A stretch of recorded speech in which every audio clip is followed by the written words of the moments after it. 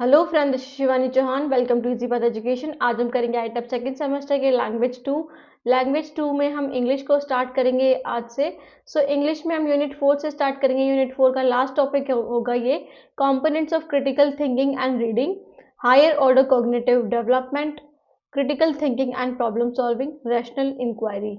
इन सब चीज़ों के बारे में एक ही वीडियो में बात करेंगे बिकॉज ये सारे ही इंटरकनेक्टेड हैं, एक दूसरे से कनेक्टेड हैं किसी ना किसी वे में। इनको आज एक ही वीडियो में कंप्लीट कर देंगे। ओके।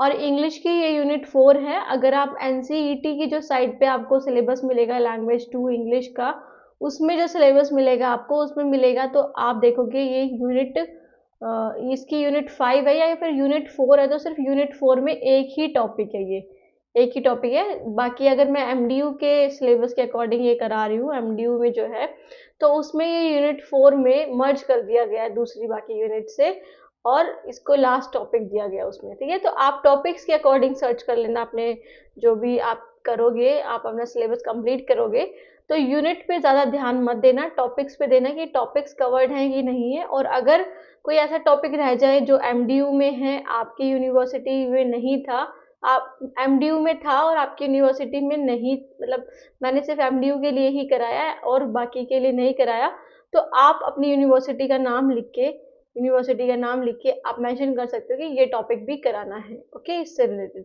तो बात करते हैं component of critical thinking and reading की। Critical thinking and reading are interconnected, दोनों ही एक दूसरे से कनेक्टेड है। आप कुछ चीज को रीड कर पाओगे, अगर समझोगे, उसे रीड करोगे, है ना, तो फिर आप क्या कर सकते हो, थिंक कर सकते हो। और अगर आप थिंक कर सकते हो, मतलब सोच सकते हो, तो आप रीड भी कर सकते हो। तो दोनों एक दूसरे से कनेक्टेड है।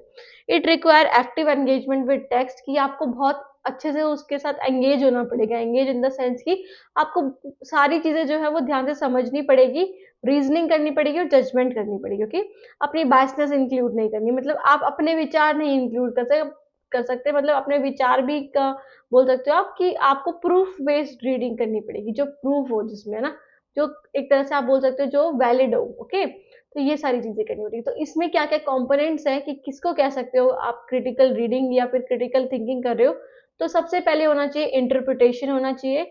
इंटरप्रिटेशन मतलब किसी भी वर्ड के मीनिंग को समझना, फ्रेजेस को समझना, आर्ग्यूमेंट को समझना, आइडियाज को समझना, जिस कॉन्टेक्स्ट में वो बात कर रहे हैं। ओके, जिस कॉन्टेक्स्ट में बात हो रही है उस चीज को समझना। जैसे अगर आपने पोयम पढ़ी तो पोयम का जो लिखा होता है, पोयम के जो वर्ड्स लिखे होते हैं, वो किसी ना किसी नेचर से या फिर किसी भी चीज से रिलेटेड होते हैं। तो आपको उन्हें समझना पड़ेगा कि ये कहना क्या चाह रहे हैं। वैसे तो यहाँ पे नेचर की बात हो रही है, बट कहना कुछ और चाह रहे हैं वो, है ना, कहना कुछ और चाह रहे हैं, हमारी लाइफ को रिप्रेजेंट कर रहे हैं। तो ऐसे आपको क्या करना पड़ेगा, समझना पड़ेगा इंटरप्रिटेशन में। ओके, फिर उसके बाद है, जैसे इसमें हमें रीडिंग कॉम्प्रीहेंशन, मतलब समझना होता है कि जो लिखा है वो क्या लिखा है। रिकॉग्नाइज इम्प्लाइड मीनिंग, जो उनके अंदर का जो मीनिंग है, इम्प्लाइड इन द सेंस की एक तरह से दो दो मीनिंग होते हैं ना, वर्ड के दो मीनिंग होते हैं। एक तो इम्प्लाइड मीनिंग होता है और एक जो एक्चुअल मीनिंग होता है वो होता है ना। जैसे कि आप बोल सकते हो दैट, आप बोल सकते हो स्नेक, है ना, स्नेक, या फिर आप बोल सकते हो फॉक्स। फॉक्स का जो एक्चुअल मीनिंग होगा वो क्या है, लोमड़ी, है ना। बट अगर आप इम्प्लाइड मीनिंग देखेंगे तो इम्प्लाइड मीनिंग मतलब कि फॉक्स किसको बोलते हैं, चालाक को, है ना, you are like a fox, है ना, चालाक को आप फॉक्स बोलते हो। ओके, तो इसका इम्प्लाइड मीनिंग तो आपको वो समझना पड़ेगा। ओके, फिर उसके बाद है एनालिसिस। तो एनालिसिस क्या है, breaking down complex information into smaller parts, की अलग अलग जो इन्फॉर्मेशन है, फॉर एग्जाम्पल जो इन्फॉर्मेशन है पूरी आपको एक स्ट्रक्चर में मिली है, उसको स्मॉल स्मॉल पार्ट्स में डिवाइड कर लो। कि इंट्रोडक्शन में क्या हुआ, है ना, शुरुआत में क्या हुआ, बीच में क्या हुआ, मिडल में क्या हुआ, फिर फिर एंडिंग में क्या हुआ, फिर क्या कंक्लूजन निकला उसको। तो ऐसे आप ब्रेक कर लो उसे। ठीक है, to understand relationship and pattern, समझने के लिए कि क्या कहना चाह रहा है। Involve identifying main ideas, arguments, assumption and supporting evidence. तो ये किस में हेल्प करता है आपको, मेन आइडियाज बताने में, आर्ग्यूमेंट क्या हो रही है, मतलब बातचीत क्या हो रही है उसमें, अजम्पशंस क्या है इस किसी भी टॉपिक के जो भी आप पढ़ रहे हो, और एविडेंस क्या है उसके प्रति। ओके, जैसे कि analysing a scientific research paper two evaluate the reliability of its conclusion, कि आप साइंटिफिक रिसर्च पेपर को एनालाइज कर रहे हो ताकि आप उसकी रिलायबिलिटी चेक कर सको कि कितना विश्वसनीयता है वो, मतलब उसमें कितनी विश्वसनीयता है, या फिर आप कितनी बार उसे किस किस कॉन्टेक्स्ट में चेक करके आप देख सकते हो कि वो हमेशा सेम ही रिजल्ट दिखाएगा। रिलायबल इन द सेंस कि आप क्या कर रहे हो, आप बार बार उसको टेस्ट कर रहे हो, है ना, उसी कॉन्टेक्स्ट में बार बार उसे टेस्ट कर रहे हो और वो दोबारा से वही रिजल्ट दिखा रहा है। फॉर एग्जाम्पल जैसे क्लास में एक बच्चे का टेस्ट होता है, जस्ट अ मिनट, क्लास में एक बच्चे का टेस्ट होता है, ठीक है, एक बार टेस्ट हुआ उसके 70 मार्क्स आए, दूसरी बार आए हुआ उसके 75 आए, तीसरी बार हुआ उसके 71 आए। तो ये एक तरह से आप बोल सकते हो कि टेस्ट रिलायबल है कि वो उसी तरफ जा रहा है। बट ऐसा हुआ कि क्या हुआ कि एक बार 70 आए, एक बार 35 आए, एक बार 14 आए, तो ये क्या है, रिलायबल नहीं है, कंसिस्टेंसी नहीं है रिजल्ट में। तो इसका मतलब कि कंसिस्टेंसी होनी चाहिए, है ना, कंसिस्टेंसी होनी चाहिए on it's conclusion. After that is evaluation. तो इवेल्युएशन क्या होता है, असेसिंग द क्रेडिबिलिटी। आप उसकी विश्वसनीयता चेक कर रहे हो कि वो कितना क्रेडिबल है, कितना आप उस पर विश्वास कर सकते हो और लॉजिक वे में कितना कह रहा है वो, है ना, ऑफ एन आर्ग्यूमेंट और claim. Distinguish between facts, opinion, biases and logical fallacies. और हमें बताता है कि फैक्ट क्या है, हमारे ओपिनियंस क्या हैं, बायसेस क्या हैं, जो हमारे सब्जेक्टिव आर्ग्यूमेंट्स बोल सकते हो आप, और लॉजिकल फॉलोसिस क्या है। इट मीन्स कि ऐसी गलतियां, ऐसे ऐसी त्रुटि जो दिखती नहीं है बट होती है ना, जैसे कि evaluating political speeches to determine if argument are based on evidence और इमोशनल परसुएशन। किसी पॉलिटिक जो पर्सन है उसकी स्पीच को आप इवेल्युएट कर रहे हो, देख रहे हो, समझ रहे हो कि वो किस बेस पे सारी चीजें कह रहा है, क्या कोई एविडेंस के बेस पे कह रहा है या फिर सिर्फ वो इमोशनली जनता को एक तरह से भड़का रहा है या फिर बहला रहा है ना। तो वो सारी चीजें कर रहा है, तो वो इवेल्युएशन में आ गई। उसके बाद आता है next component is the inference. Inference मतलब कंक्लूजन निकालना, कंक्लूजन फ्रॉम अवेलेबल एविडेंस, जो एविडेंस है उससे कंक्लूजन निकालना। Making prediction and recognising unstated assumptions, कि आप क्या कर रहे हो, प्रिडिक्शंस कर रहे हो ना, प्रिडिक्शंस करना सीख रहे हो कि आप ये बोल रहे हो कि अगर ऐसा हुआ तो ऐसा भी हो सकता है, मतलब आगे के बारे में बता रहे हो, भविष्य के बारे में बता रहे हो, है ना। और रिकॉग्नाइज करे हो अनस्टेटेड अजम्पशन, जो लिखी नहीं है उसको भी आप समझ रहे हो। ओके, एग्जाम्पल है detective inferring a suspect's motive based on circumstantial evidence, कि एक डिटेक्टिव क्या कर रहा है, इन्फर कर रहा है, वो कंक्लूजन निकाल रहा है कि इसका ये मोटिव होगा शायद, है ना, इसका ये मोटिव होगा अगर इसने इस सर्कमस्टांस में चोरी की है तो, है ना। तो उसको जो एविडेंस मिला है उससे वो मोटिव को एक तरह से, उसका जो मेन एम था चोर का, उसको पता लगा रहा है। ओके, फिर है एक्सप्लेनेशन, आपको एक्सप्लेनेशन करना भी आना चाहिए। कम्युनिकेटिंग आइडियाज, कि आपने जो सोचा है, आपने जो पढ़ा है उसको आप बताओ, आर्ग्यूमेंट करो, रीजनिंग करो in a clear and structured manner, है ना, कि एविडेंस के बेस्ड पे जो आपने सोची हैं चीजें, जो आपने पढ़ी हैं, उनको कम्युनिकेट करो, लोगों तक पहुंचाओ, लोगों को बताओ अपने आइडियाज के बारे में, आर्ग्यूमेंट के बारे में, रीजनिंग के बारे में। Justifying conclusion with logical reasoning, कि आप कंक्लूजन को जस्टिफाई करो कि क्यों वो कंक्लूजन सही है, क्यों आपने ऐसा चीज कंक्लूड करी है ना, क्यों आपने एक ही इंसान को चोर माना या फिर थीफ माना, उसी को क्यों माना, तो वो सारी चीजें कंक्लूड करो, मतलब बताओ, है ना। एग्जाम्पल, राइटिंग एन ऐसे that explain how climate change affect global food production, कि एक ऐसा ऐसे लिखना जिसमें क्या है, जिसमें आप क्लाइमेट चेंज के बारे में बता रहे हो कि क्लाइमेट चेंज ने ग्लोबल फूड प्रोडक्शन को कैसे अफेक्ट करा है। तो एक तरह से आप इसमें कंक्लूजन लिखोगे कि क्यों करा है, कैसे करा है ना, तो वो। फिर आता है सेल्फ रेगुलेशन, कि खुद पे भी रिफ्लेक्ट करो, है ना, खुद की ऑन थिंकिंग प्रोसेस पे, कि आज आप जितने बेहतर हो उससे ज्यादा बेहतर अगर आप प्रैक्टिस करोगे तो कल बनोगे, है ना। तो मतलब आज जितनी प्रैक्टिस कर रहे हो नेक्स्ट डे तक करोगे तो नेक्स्ट डे और भी बेहतर निकल के आएगा, फिर इधर करोगे फिर नेक्स्ट डे और बेहतर निकल के आएगा ना। तो ऐसे ही इसमें बोला हुआ है कि आप अपनी थिंकिंग प्रोसेस पे रिफ्लेक्ट करो, चिंतन करो, बायसेस पे, कि आप जब किसी साइड एकदम से हो जाते हो ना, किसी की साइड हो जाना आप, या फिर अपने सब्जेक्टिव आर्ग्यूमेंट्स आप रख रहे हो आपके बेसिस पे नहीं, एविडेंस के बेसिस पे माना जाता है क्रिटिकल थिंकिंग में, अजम्पशंस के बेसिस पे ना, तो उन पे आप रिफ्लेक्ट करो। Adjusting reasoning and argument based on new information, की कोई भी इन्फॉर्मेशन आपको मिल रही है उसमें रीजनिंग जरूर डालो, रीजनिंग इन द सेंस की पूछो क्वेश्चन अपने आप से कि क्यों क्यों ऐसा कोई बोल रहा है ना, आर्ग्यूमेंट्स डालो कि आप पूछो उनसे, क्वेश्चन आंसर करो। Okay, so a scientist questioning their hypothesis after discovering conflicting data, कि किसी साइंटिस्ट ने हाइपोथेसिस बना लिए, hypothesis basically is the assumption, है ना, टेंटेटिव अजम्पशन या टेंटेटिव सॉल्यूशन होता है किसी भी प्रॉब्लम का टेंटेटिव सॉल्यूशन जो अभी तक प्रूव्ड नहीं हुआ, आप मान के चलते हो कि ऐसा है ना। तो वो क्वेश्चन कर रहा है उनकी हाइपोथेसिस पे कि क्या ये हो सकती है, क्या क्लाइमेट चेंज का इफेक्ट फूड प्रोडक्शन पे पड़ेगा, पॉपुलेशन पे पड़ेगा, पूरे हमारे एक तरह से बोल सकते हो पॉल्यूशन पे होगा उसका इफेक्ट। तो वो सारी चीजें आप सोच रहे हो, है ना, तो कंफ्लिक्टिंग डेटा के लिए आप क्या कर रहे हो, हाइपोथेसिस बना रहे हो, तो उसको क्वेश्चन कर रहे हो। ओके, अपने आप को रिफ्लेक्ट, सेल्फ रेगुलेशन कर रहे हो, रिफ्लेक्ट कर रहे हो। उसके बाद आ जाते हैं हायर ऑर्डर कोग्निटिव डेवलपमेंट पे। तो higher order cognitive development refers to the advanced mental processes involve in critical thinking. जब आप एडवांस्ड वे में सोच रहे हो, बिल्कुल बिल्कुल ऊपर जाकर, या फिर आप बोल सकते हो ऊपर इन द सेंस की इतनी थिंकिंग, मतलब आप क्रिटिकल थिंकिंग उसमें इन्वॉल्व कर रहे हो, अपनी क्रिटिकल थिंकिंग भी इन्वॉल्व कर रहे हो, क्रिएटिविटी भी आप इन्वॉल्व कर रहे हो, है ना, क्रिएटिविटी भी आप इन्वॉल्व कर रहे हो, रीजनिंग भी इन्वॉल्व कर रहे हो आप जब थिंकिंग में अपनी, और आप डिसीजन मेकिंग में बिल्कुल लॉजिकल डिसीजन मेकिंग ले रहे हो, लॉजिकल डिसीजन मेकिंग आप कर रहे हो। तो वो सारी चीजें किस में आएंगी, हाई ऑर्डर थिंकिंग स्किल्स में, कि आप critical thinking, problem solving, reasoning, creativity और डिसीजन मेकिंग में इन्वॉल्व हो रहे हो ना। So it builds upon lower order cognitive skills. कि ये कब होती है, पहले आपको लोअर ऑर्डर कॉग्निटिव स्किल्स के बारे में पता होना चाहिए कि लोअर ऑर्डर क्या है, मतलब आपको उतनी आनी चाहिए, उसके बाद आप हायर ऑर्डर कॉग्निटिव डेवलपमेंट को और भी ज्यादा अपनी एनहेंस कर सकते हो। Okay, that is memorisation and basic comprehension. कि आपको पहले, सबसे पहले तो चीजें याद रहनी जरूरी है।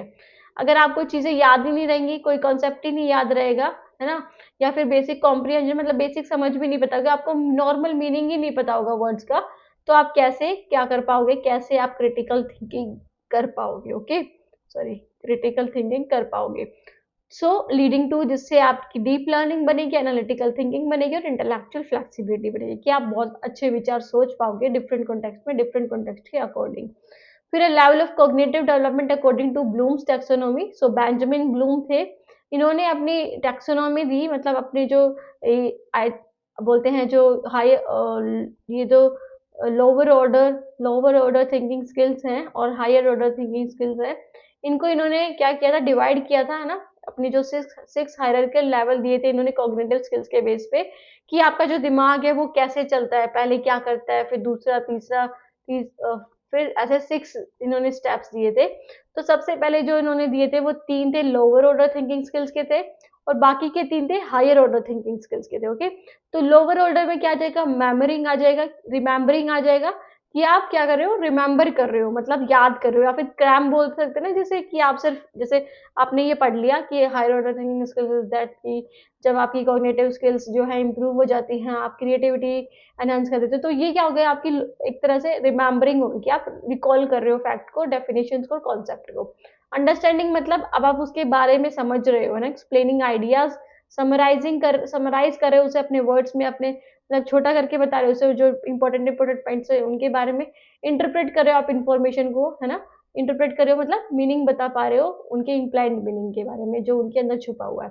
फिर applying is the third one, using knowledge into new situation. कि आप अपनी नॉलेज को, जो आपको नॉलेज मिली है उसको नई सिचुएशन में यूज कर रहे हो, अप्लाई कर रहे हो, problem solving at a basic level.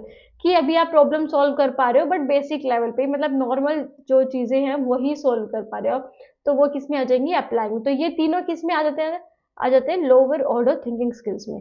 फिर उसके बाद आते हैं हायर ऑर्डर थिंकिंग स्किल्स में, बाकी की तीन। तो पहली क्या है, एनालाइजिंग। तो अप्लाइंग के बाद क्या करोगे, आप एनालाइज करना स्टार्ट कर दोगे, ब्रेकिंग डाउन इन्फॉर्मेशन, अभी जो हमने पढ़ा था कि इन्फॉर्मेशन को छोटे छोटे पार्ट्स में डिवाइड करना, ताकि आप उनके बीच में रिलेशनशिप फाइंड आउट कर सको, कॉन्सेप्ट को कंपेयर कर सको, है ना, कंक्लूजन निकाल सको, इवेल्युएट कर सको आप, मतलब जजमेंट्स बना सको कि क्या कहना चाह रहा है कोई पोएट, या फिर क्या कहना चाह रहा है कोई पैराग्राफ, है ना। असेसिंग आर्ग्यूमेंट्स, वैलिडेटिंग कंक्लूजन, ताकि आप कंक्लूजन वैलिडेट कर सको कि यस दिस इज करेक्ट और नॉट। ओके, फिर creating is the last one, generating new ideas. कि आप अपनी, आपने जो सुन लिया उसके हिसाब से अब आप अपने न्यू आइडियाज क्रिएट कर रहे हो, मतलब कुछ नई चीजें इन्वेंट कर रहे हो या बना रहे हो। Designing innovation solutions and thinking divergently. कि आप क्या कर रहे हो, आप डाइवर्जेंटली सोच रहे हो, मतलब अलग अलग दिशाओं में सोच रहे हो एक आइडिया की वजह से। कि आपको मैम ने हायर ऑर्डर थिंकिंग स्किल्स के बारे में बता दिया, है ना, हायर ऑर्डर थिंकिंग स्किल्स के बारे में बता दिया मैम ने, अब आप क्या कर रहे हो, उसको अलग अलग जगह पे अप्लाई कर रहे हो, नई नई चीजें बना रहे हो उससे रिलेटेड, है ना। तो वो क्या हो गया आपकी क्रिएटिंग। तो वो एक तरह से जो थ्री जो एक्टिविटीज हैं, थ्री जो एक तरह से कॉन्सेप्ट हैं, वो हायर ऑर्डर थिंकिंग स्किल्स में आते हैं। ओके, तो यही होता है हायर ऑर्डर थिंकिंग स्किल्स। उसके बाद कंपोनेंट्स क्या क्या होते हैं higher order thinking cognitive development में, अगर ये आपका क्वेश्चन जो है जो HO आपकी जो होट बोल सकते हो आप इसे, हायर ऑर्डर थिंकिंग स्किल्स, तो ये अगर 4 मार्क्स के क्वेश्चन में आएगा तो आप ये कंपोनेंट्स भी लिख दीजिएगा। बट अगर 2 मार्क्स में आएगा तो आप ये लिख सकते हो कि ये 2 पार्ट्स में है और इसकी डेफिनेशन लिख सकते हो। ओके, तो की कंपोनेंट्स में क्या आएगा? So first is a critical thinking. तो हायर ऑर्डर थिंकिंग के लिए आपको क्रिटिकल थिंकिंग चाहिए, मतलब इंफॉर्मेशन को आपको इवेल्युएट करना आना चाहिए, डिस्टिंग्विश करना आना चाहिए फैक्ट और ओपिनियन के बीच में, और लॉजिकल आर्ग्यूमेंट बनाने आने चाहिए। Example, analysing historical event by considering multiple perspective, कि आप एनालाइज कर रहे हो किसी हिस्टोरिकल इवेंट को, किसी जो हिस्ट्री में जो वार हुई है उसके बारे में आप एनालाइज कर रहे हो बाय मल्टीपल पर्सपेक्टिव, की हर किसी के पर्सपेक्टिव से, है ना। सो ये हो गई क्रिटिकल थिंकिंग। उसके बाद है प्रॉब्लम सॉल्विंग। तो प्रॉब्लम सॉल्विंग क्या हो गई? आइडेंटिफाइंग प्रॉब्लम, कि आप क्या कर रहे हो? प्रॉब्लम्स आइडेंटिफाई कर रहे हो, देख रहे हो कि कहाँ प्रॉब्लम आ रही है। पॉसिबल सॉल्यूशन जनरेट कर रहे हो, मतलब आप बोल सकते हो कि आप हाइपोथेसिस बना रहे हो, है ना, कि क्या क्या पॉसिबल सॉल्यूशन हो सकते हैं। फिर जो मोस्ट इफेक्टिव अप्रोच है उसको सिलेक्ट करना। ओके, जैसे कि example, developing a strategy to reduce traffic congestion in the city. तो आप क्या कर रहे हो? एक स्ट्रेटेजी बना रहे हो जिससे आप जो ट्रैफिक जो इतना सारा बढ़ रहा है उसको आप सही कर सको, उसको मेंटेन कर सको, उसके लिए आप स्ट्रेटेजी बना रहे हो। तो उसके लिए अलग अलग जो सॉल्यूशंस आप सोचोगे, फिर ये बाद में देखोगे कि कौन सा सॉल्यूशन आप अच्छी तरह से इंप्लीमेंट कर सकते हो या फिर कौन सा सॉल्यूशन बेस्ट है। ओके, फिर है logical and rational thinking. So logical and rational thinking means applying reasoning to draw conclusion, कि आपने जो रीजन किया है, जैसे आपने जो प्रॉब्लम सॉल्विंग में आपने क्या कर दिया, ये जो सॉल्यूशन फाइंड आउट किया है उसको आप अप्लाई कर रहे हो, ठीक है, अप्लाई कर रहे हो ताकि कंक्लूजन आ सके, ताकि एक तरह से ये आ सके कि हाँ योर आइडिया वाज ग्रेट, है ना, आप ये बोल सको yes my idea is great. Okay, so avoiding biases, इसमें बायसेस नहीं होनी चाहिए, है ना, आपके खुद के जो विचार हैं, जो आप बोल सकते हो कि किसी की साइड लेकर आप बहुत ज्यादा झुकाव दे रहे हो अपने आप पर, है ना, तो फैक्ट बेस्ड होने चाहिए, ना कि बायस्ड होने चाहिए। ओके, फिर आप मेकिंग इन्फॉर्म्ड डिसीजन, कि आप ऐसे डिसीजन लो जो इन्फॉर्म्ड हो, मतलब जो एक तरह से इंफॉर्मेटिव हो, जिससे किसी लोग मतलब लोगों को किसी चीज के बारे में पता चले। ओके, सो एग्जाम्पल क्या है? Interpreting scientific data to determine the effectiveness of a new drug. तो एग्जाम्पल क्या है कि एक साइंटिफिक डेटा इंटरप्रेट कर रहा है टू डिटरमाइन द कि न्यू ड्रग का जो इफेक्टिवनेस है, कोई ड्रग है उसका effectiveness, drug in the sense कि आप बोल सकते हो मेडिसिन को भी। कोई मेडिसिन है उसका क्या इफेक्टिवनेस है उसकी, मतलब कहाँ कहाँ पे वो काम आ सकती है। ओके, तो आप क्या कर रहे हो? इसमें लॉजिकल और रेशनल थिंकिंग कर रहे हो। ओके, फिर उसके बाद आता है की कंपोनेंट्स ऑफ हायर ऑर्डर। अच्छा, फिर fourth one is a metacognition. Metacognition is the thinking about thinking, कि जब आप ये सोच रहे हो, फॉर एग्जांपल आपके मन में कोई विचार आ रहा है कि कल तो मुझे डिपार्टमेंट भी जाना है, नहीं नहीं कल तो शिवरात्रि है, या फिर नहीं कल शायद जा भी सकते हैं, मुझे पढ़ना भी है। फिर आप उस चीज को भी सोच रहे हो जो आपके मन में आ रहा है, तो उस चीज के बारे में सोचो, मैं इतना क्यों सोच रहा हूँ, मतलब मुझे क्या पढ़ना चाहिए। तो आप जब क्या करते हो, सोचने के लिए, मतलब थिंकिंग अबाउट थिंकिंग, की अपनी सोच की जो आपकी जो सोच है उसके बारे में भी सोच रहे हो आप। Okay, awareness and regulation of one's own thought process including planning, monitoring, evaluating, cognition. तो क्या कर रहे हो आप? क्या कर रहे हो? अपने आप के प्रति अवेयर हो रहे हो, आप खुद को रेगुलेट कर रहे हो, खुद के मन को, खुद के विचारों को रेगुलेट करना सीख रहे हो, है ना, खुद के थॉट प्रोसेसेस को, कि कैसे आप प्लानिंग करोगे कोई चीज, मॉनिटर कैसे करोगे उसको, देखोगे कैसे कि क्या वो एग्जीक्यूट हो रही है अच्छे से, नहीं हो रही, इवेल्युएट कैसे करोगे। कि सो एग्जांपल क्या है? A student reflecting on their study habits to improve exam performance, कि एक स्टूडेंट है वो रिफ्लेक्ट कर रहा है, चिंतन कर रहा है, आत्मचिंतन कर रहा है, सेल्फ रिफ्लेक्ट कर रहा है, वो अपनी ही स्टडी पे, है ना, जो वो कर रहा है अपनी ही स्टडी पे वो रिफ्लेक्ट कर रहा है कि जो वो सोचता है क्या उस तरह से सही होगा। तो मतलब थिंकिंग अबाउट थिंकिंग कर रहा है, वो सोचने पे भी अपने विचार कर रहा है कि क्या ये मैं जो चीज सोच रहा हूँ वो सही है ना। ओके, ये फिर है creative and divergent thinking.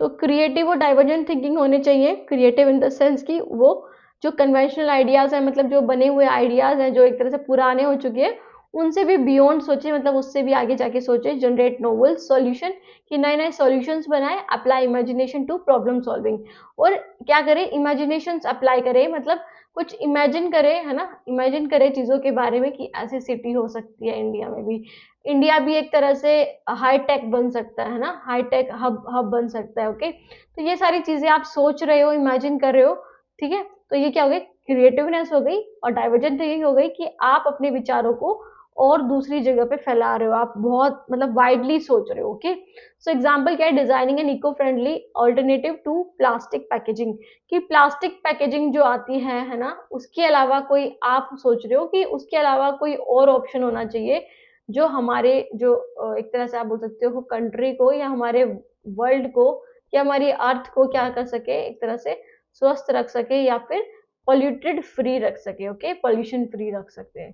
Okay, तो प्लास्टिक का आप ओवर यूज जो हो रहा है उसको बैन करने के लिए। ओके, उसके बाद है क्रिटिकल थिंकिंग, तो क्रिटिकल थिंकिंग ही पढ़ते आ रहे हैं बट ये अलग से टॉपिक दे रखा है बाद में। सो क्रिटिकल थिंकिंग आप समझ ही गए होंगे अभी तक क्या होता है, तो it is the ability to analyse, कि आप एनालाइज कर रहे हो, इवेलुएट कर रहे हो, सिंथेसाइज कर रहे हो, मतलब इन्फॉर्मेशन को इकट्ठा कर रहे हो, है ना, लॉजिकली एंड सिस्टमेटिकली। और वो इन्फॉर्मेशन कैसे सिंथेसाइज होनी चाहिए, लॉजिकली होनी चाहिए कि उसका कोई मतलब होना चाहिए, है ना, सिर पैर होने चाहिए उसके, और सिस्टमेटिकली होनी चाहिए वो, है ना, सिस्टमेटिकली होनी चाहिए इन्फॉर्मेशन। ऐसा नहीं कि आप कोई बात कब बोल रहे हो, कोई कुछ और कब बोल रहे हो। Okay, so it involves questioning assumptions, तो इसमें क्या होता है, आप कोई अजम्पशंस है जो किसी के सोच विचार है उसको क्वेश्चन कर रहे हो, है ना, असेसिंग एविडेंस, एविडेंस मांग रहे हो कि अगर आप ऐसा सोचते हो तो क्या रीजन है उसके पीछे।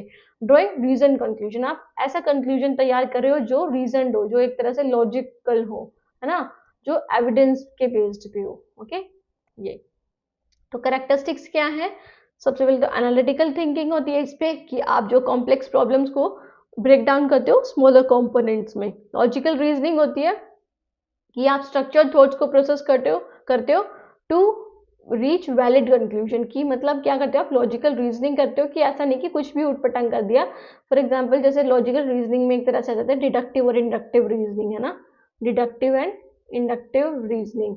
तो आप क्या कर रहे हो, रीजन कर रहे हो, मतलब चीजें कर रहे हो, जैसे जनरल टू पर्टिकुलर कर रहे हो, मतलब जनरल से आप पर्टिकुलर की तरफ जा रहे हो या स्पेसिफिक की तरफ जा रहे हो, या फिर स्पेसिफिक से specific to particular specific to general जा रहे हो। ओके, तो ऐसे ही तरह से रीजनिंग कर रहे हो, मतलब कुछ स्टेप वाइज कर रहे हो आप, ऐसे नहीं कि कुछ भी बना दिया। ओके, फिर ऑब्जेक्टिविटी, ऑब्जेक्टिविटी होनी चाहिए, मतलब कोई भी बायसनेस नहीं होनी चाहिए, है ना, और making decision based on facts, और फैक्ट्स के बेस पे डिसीजन होने चाहिए आपके। ओके, कोई बायसनेस नहीं होनी चाहिए कि आपने खुद अपना आपका विचार कर गया कुछ करने को तो आपने वही डेटा लिख दिया, है ना, तो वो नहीं होना चाहिए, फैक्ट के बेस पे होना चाहिए।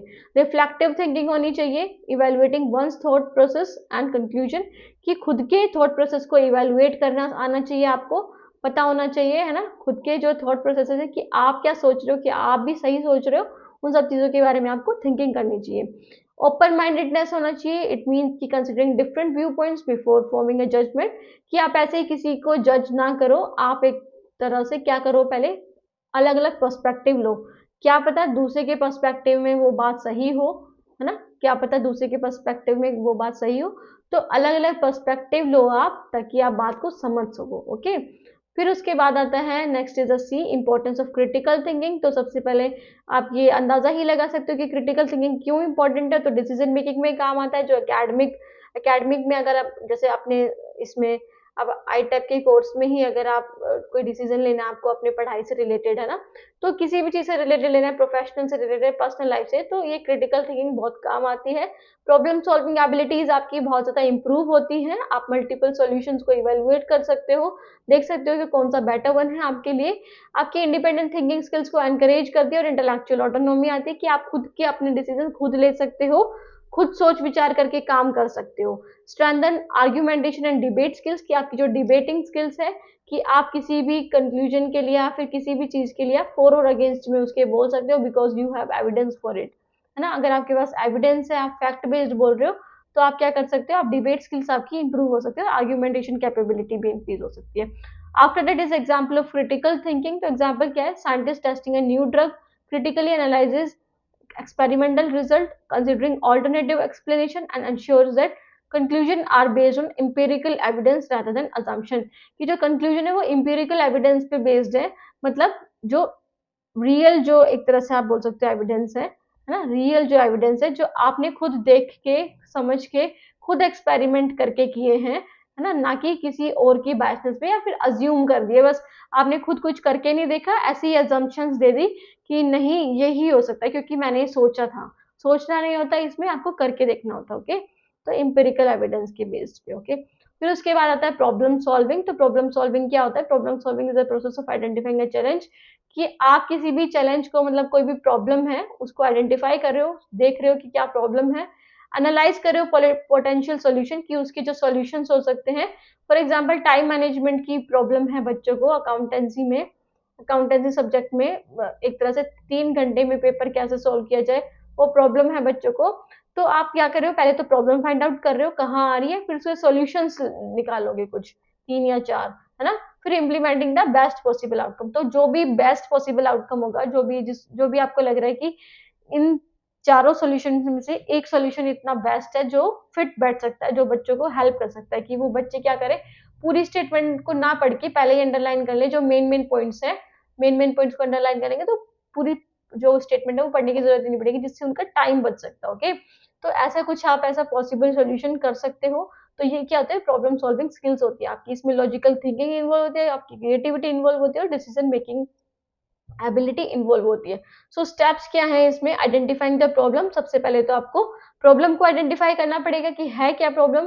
गैदरिंग इन्फॉर्मेशन, उससे रिलेटेड फिर इन्फॉर्मेशन लेनी होगी आपको, जो डेटा है, जो एविडेंस है, उससे रिलेटेड वो लेना पड़ेगा कि ये सच में प्रॉब्लम है, इसके बेस पे कोई एविडेंस, कोई एक तरह से कंक्लूजन नहीं है अभी तक। ओके, सोल्यूशन नहीं है। फिर जनरेटिंग सॉल्यूशन, फिर आप सॉल्यूशंस को जनरेट करोगे, मतलब ब्रेनस्टॉर्मिंग करोगे, मतलब अपने दिमाग को बहुत एक तरह से क्रिएटिविटी के साथ लगाओगे, या फिर क्रिएटिविटी आप यूज करोगे, है ना, अपने दिमाग में सोचोगे कि क्या सॉल्यूशंस हो सकते हैं। ओके, इवेल्युएटिंग ऑप्शंस, की फिर आप ऑप्शन जो देखोगे कि आप जो भी सॉल्यूशंस देख रहे हो उसको देखोगे कि अगर मैं ये यूज करूंगा तो इसके प्रोज क्या हैं, एडवांटेजेस क्या हैं, या कॉन्स क्या है, उसके डिसएडवांटेजेस क्या है। तो आप हर सॉल्यूशन के मिनिमम और मैक्सिमम आउटपुट, सॉरी, एडवांटेजेस और डिसएडवांटेजेस चेक करोगे। ओके, इम्प्लीमेंटिंग द सॉल्यूशन, फिर इम्प्लीमेंट करोगे, है ना, इम्प्लीमेंट करोगे जहाँ पे आपको करना है, और जो जो सॉल्यूशन आपको लगेगा कि वो बेस्ट है उसको रिव्यू करोगे, assessing the effectiveness and making improvement if needed. और फिर क्या करोगे? असेस करोगे उसे, और ये देखोगे कि जहाँ पे प्रॉब्लम आपको लग रहा है, जहाँ पे जरूरत है, वहां पे और भी ज्यादा आप रिव्यू करोगे उसकी इफेक्टिवनेस को, है ना, दोबारा से देखोगे उसे। उसके बाद है importance of problem solving. Importance क्या है? It helps in overcoming challenges in various aspect, कि आपके सामने कोई भी चैलेंजेस फेस करने को मिले छोटे से छोटे लाइफ में, उससे आप लड़ सकते हो, उससे आप ओवरकम कर सकते हो। क्रिएटिविटी एनकरेज करता है, क्रिटिकल थिंकिंग तो एनहेंस करता ही है। अडेप्टेबिलिटी, कि आप क्या कर सकते हो, अडेप्ट कर सकते हो अपने आप को, है ना, अपने आप को अडेप्ट कर सकते हो, ढाल सकते हो। ओके, और इनोवेशन इन प्रोफेशनल सेटिंग, कि आप प्रॉब्लम अगर आपको कोई आ रही है तो आप प्रॉब्लम का सॉल्यूशन फाइंड आउट करके अपने आप को उस चीज में ढाल सकते हो, उस सिचुएशन में ढाल सकते हो। ओके, एग्जाम्पल क्या है? Engineering, engineer designing a bridge must solve challenges related to material strength, environmental factors and cost efficiency to create a safe and sustainable structure. तो इंजीनियर है एक, वो डिजाइन कर रहा है ब्रिज को, तो उसके पास क्या क्या प्रॉब्लम्स आ सकती हैं, जैसे मटेरियल स्ट्रेंथ, है ना, इन्वायरमेंटल फैक्टर, कॉस्ट एफिशिएंसी, कि वो एक अच्छा सेफ और सस्टेनेबल स्ट्रक्चर क्रिएट कर सके। तो अब उस प्रॉब्लम से कैसे फाइंड आउट करेगा, तो इस पे वो प्रॉब्लम सॉल्विंग स्किल्स को यूज कर सकता है अपनी। ओके, फिर आ जाता है last topic is the rational inquiry. तो रैशनल इंक्वायरी मीन्स कि आप बोल सकते हो आप इसे, कि जिसमें कोई बायसनेस ना हो, नो बायसनेस, है ना, सिर्फ फैक्ट और एविडेंस के बेस्ड पे हो, फैक्ट्स एंड एविडेंस के बेस्ड पे हो, है ना, रीजनिंग के बेस्ड पे हो, है ना, तर्क पे हो, लॉजिकल, आप बोल सकते हो लॉजिकल रीजनिंग के बेस्ड पे। ओके, तो ये सारी चीजें होनी चाहिए रैशनल इंक्वायरी में। Rational inquiry process of using logic, reason and evidence to understand and explain concept, problem and phenomena, कि किसी भी कॉन्सेप्ट को समझने के लिए, प्रॉब्लम को, फिनोमिना को समझने के लिए आपको क्या करना है? लॉजिक लगाना है, कुछ रीजन करना है ना, रीजनिंग लगानी है, और एविडेंस के बेस्ड पे आप कोई भी सोच विचार करोगे। Okay, it is a structured approach to thinking that avoid fallacies, की जो भी फॉलोसीज हैं, जो भी एक तरह से आप बोल सकते हो त्रुटियां हैं, है ना, जो भी गलतियां हैं, उसको एक तरह से हेल्प करता है उसको रिमूव करने में, कि वो ना हो, और आप अपने जो एक तरह से आप बोल सकते हो रीजन थिंकिंग कर सको, रीजनिंग कर सको आप, और बायसेस से बच सको। ओके, बायसेस से बच सको। सो की कंपोनेंट क्या है इसके? एविडेंस बेस्ड थिंकिंग होती है सबसे पहले तो, कि एविडेंस के बेस्ड पे आप सोचते हो सारी चीजें, है ना, वेरीफाइड डेटा पे रिलाई करते हो आप। लॉजिकल कंसिस्टेंसी होती है कि आप पॉलिसीज जो होती हैं, आपको लगता है कि कुछ चीज़ें ऐसी हैं जो गलत भी हैं, जो नहीं लग रही है आपको, तो उससे आप बच सकते हो इससे। Ensuring argument follows a rational structure. Okay, आप ये देखते हो कि कोई आर्ग्यूमेंट जो है वो रैशनल स्ट्रक्चर फॉलो करिए नहीं करिए, मतलब वो किसी के बायसनेस पे तो डिपेंड नहीं है, किसी के सब्जेक्टिवनेस पे तो डिपेंड नहीं है, आपको वो चेक करना है। After that is scepticism, means questioning claims, कि आप एक तरह से किसी भी चीज को क्या कर रहे हो, संदेह पूर्वक देख रहे हो, है ना, संदेह पूर्वक देख रहे हो कि इसमें आपको लग रहा है कि आप क्वेश्चन कर रहे हो किसी चीज को ना। Questioning claims and verifying sources, कि आप क्या कर रहे हो कि कोई भी चीज आपको कुछ बता रहा है तो आप उसको क्वेश्चन कर रहे हो, आप ऐसे ही उसको अडेप्ट नहीं कर रहे हो, फिर ऐसे ही उसको उसमें ढल नहीं रहे हो, आप पहले क्वेश्चन करोगे कि अगर आप ऐसे बोल रहे हो तो क्यों बोल रहे हो, है ना, और फिर सोर्सेज से वेरीफाई करोगे कि ये क्या, ये सच भी हो सकता है, तो उसके लिए अलग अलग सोर्सेज से वेरीफाई कर सकते हो, तो ये स्केप्टिसिज्म होता है। ओके, उसके बाद है डिडक्टिव एंड इंडक्टिव रीजनिंग का यूज कर सकते हो, applying logical methods to draw conclusion, तो आप लॉजिकल मेथड्स को अप्लाई कर सकते हो, जैसे कि इंडक्टिव और डिडक्टिव रीजनिंग को, है ना, जैसे कि इंडक्टिव और डिडक्टिव रीजनिंग को आप यूज कर सकते हो for the rational inquiry, inductive and deductive reasoning. Okay, ठीक है, तो इनको यूज कर सकते हो। एक होता है general to specific, general to specific जाना कि मतलब आप क्यों क्या हो, जनरलाइज जो टर्म है जो सबके लिए सेम है उससे स्पेसिफिक की तरफ जा रहे हो आप, है ना, किसी एक पॉइंट की तरफ जा रहे हो।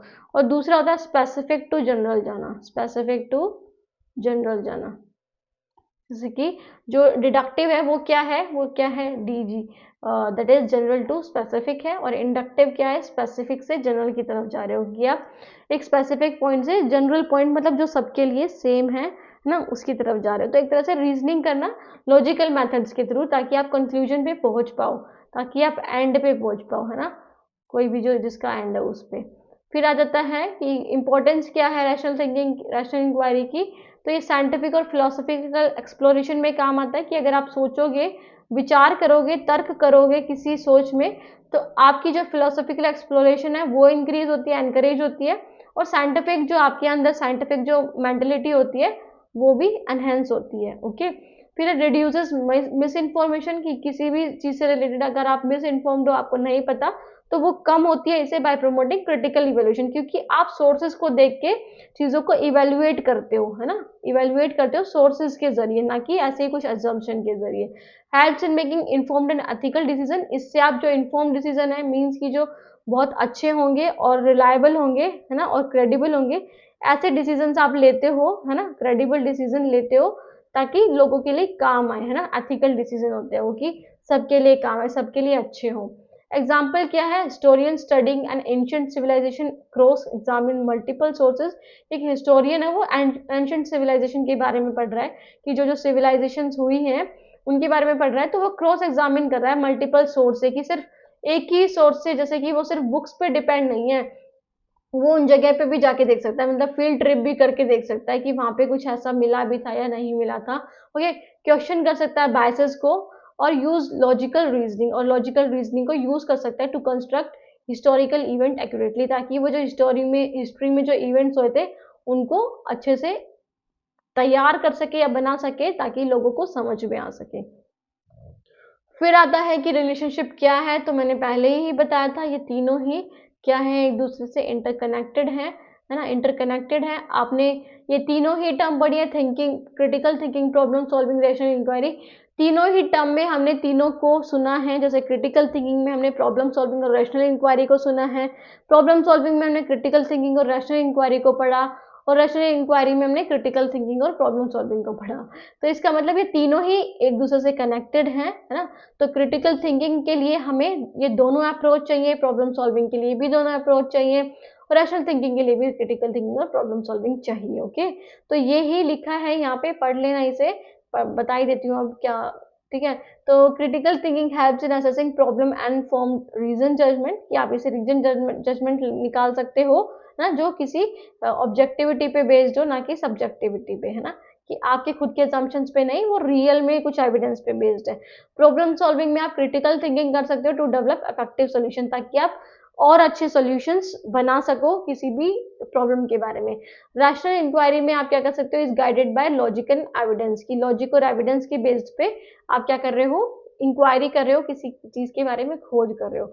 So they together they form the foundation for effective decision making. अगर आप तीनों ही एक साथ करोगे, critical thinking, problem solving, rational inquiry, तो इससे इफेक्टिव डिसीजन मेकिंग में हेल्प मिलेगा, इंटेलेक्चुअल ग्रोथ होगी आपकी, और इनोवेशन में बहुत ज़्यादा आप आगे बढ़ सकते हो in every field of study और एंड प्रोफेशन, कि या तो आप स्टडी में हो या फिर प्रोफेशन में हो या पर्सनल लाइफ में आप बहुत ही ज़्यादा आगे बढ़ सकते हो because of these three factors, है ना, दीज थ्री फैक्टर्स की वजह से। ओके, तो स्टूडेंट्स ये हमने पढ़ा आज की क्लास में, हमने क्रिटिकल थिंकिंग के बारे में पढ़ा, है ना, क्रिटिकल थिंकिंग के बारे में पढ़ा, और हमने पढ़ा किसके बारे में, रैशनल इंक्वायरी के बारे में।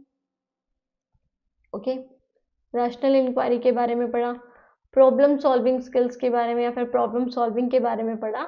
तो कोई भी कंफ्यूजन, कोई भी डाउट हो तो आप कमेंट सेक्शन में पूछ सकते हैं इससे रिलेटेड, है ना, कोई भी डाउट हो तो पूछ सकते हैं।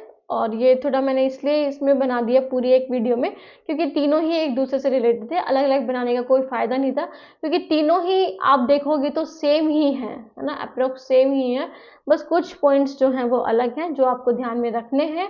और वीडियो पसंद आई हो तो वीडियो को लाइक ज़रूर करिएगा, चैनल को सब्सक्राइब कर लेना अगर नहीं जुड़े हो अभी तक, ताकि आपको टाइमली सारा सिलेबस मिलता रहे। मैं कोशिश कर रही हूँ कि आपको जल्द से जल्द सारा सिलेबस करा दूँ, है ना, सारे सेमेस्टर्स का, जो भी अभी तक सेमेस्टर्स हैं, जैसे 4 सेमेस्टर तक स्टार्ट हो चुके हैं, तो फर्स्ट एंड सेकंड तो अप्रॉक्सीमेटली खत्म ही होने वाला है। ओके, बाकी जो थर्ड और फोर्थ है वो भी मैं जल्द ही कराऊंगी आपको, है ना, ये मेरी कोशिश है, मैं बिल्कुल लगी हुई हूँ, एक तरह से आप बोल सकते हो कि मेहनत जारी है, और आप भी अपनी तरफ से थोड़ा सा कंट्रीब्यूट करिए, बस सब्सक्राइब करके, आपको तो बस सब्सक्राइब ही करना। ओके, तो सब्सक्राइब कर देना, और thank you so much friend for watching the video. Okay, bye, take care.